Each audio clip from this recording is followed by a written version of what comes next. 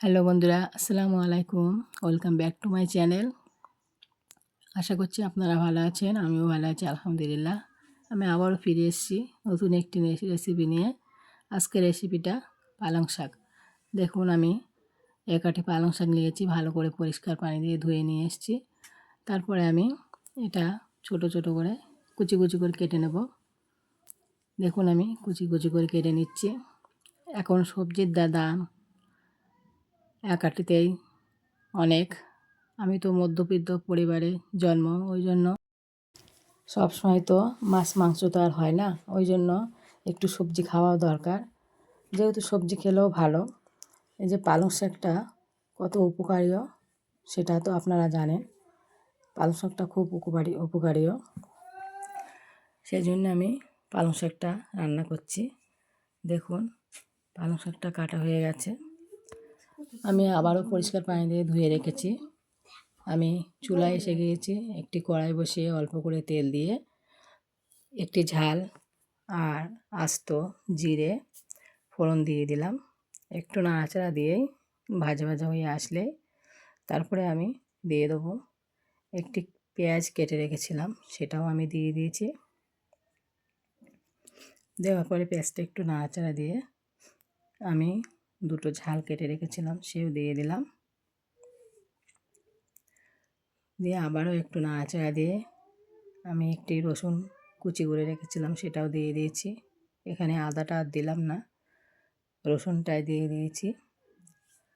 রসুনটা বাটিনি, এটা কুচি কুচি করে দিয়েছি। একটু কুচি করে দিলে যে আস্তে আস্তে একটু মুখে পড়ে, এগুলো খেতে ভালো লাগে, সেই জন্য দিয়েছি। তারপরে একটি টমেটোও দিয়ে দিয়েছি। টমেটো দেওয়ার পরে একটু নাড়াচাড়া দিলাম, দিয়ে তারপরে আমি অল্প লবণ দিয়েছি।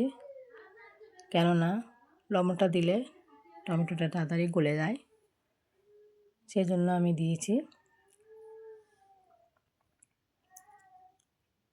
তারপরে আমি অল্প চিংড়ি মাছও কেটে রেখেছিলাম ছোট ছোট করে, সেগুলোও দিয়ে দিয়েছি।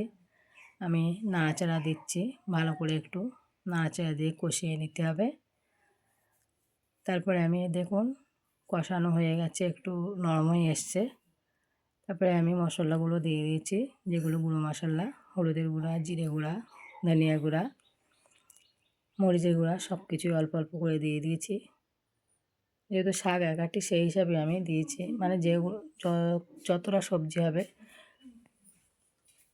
ততটাই নিয়ম মতো দিতে হবে। আপনারা যতটা নেবেন সেই নিয়ম মতনই দিয়ে দেবেন।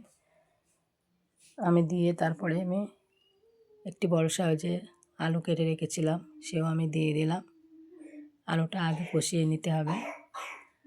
দেখুন, আমি নাড়াচাড়া দিয়ে ভালো করে অল্প পানি দিয়ে আমি 5 মিনিটের জন্য ঢাকা দিয়ে রাখবো। শরীরটা খুব ভালো নেই, গলাটা খারাপ, ভয়েসটা খুব ভালো হচ্ছে না। দেখুন, আমি পানি দিয়ে ঢাকা রেখে দেব 10 মিনিটের জন্য। 5 মিনিটের জন্য। 5 মিনিট ঢাকা রেখে দিয়েছি। তারপরে 5 মিনিট পর আবারও ফিরে আসলাম। দেখুন, পানিটা একটু শুকিয়ে গেছে। হালকা হালকা একটু আছে। এর মধ্যে আমি একটি বেগুন কেটে রেখেছিলাম, সেটাও দিয়ে দিলাম। শাকটাও দিয়ে দিয়েছি। দেখুন, শাকগুলোও দিয়ে দিয়েছি। তারপরে আমি আবারও একটু নাড়াচাড়া দিয়ে 10 মিনিটের জন্য রেখে দেবো।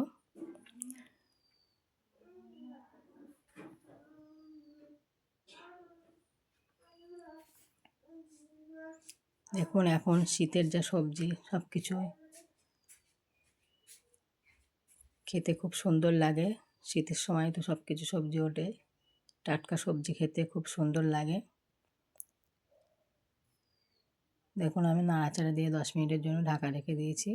10 মিনিট পর আবার ফিরে আসলাম। পানিটা অল্প আছে।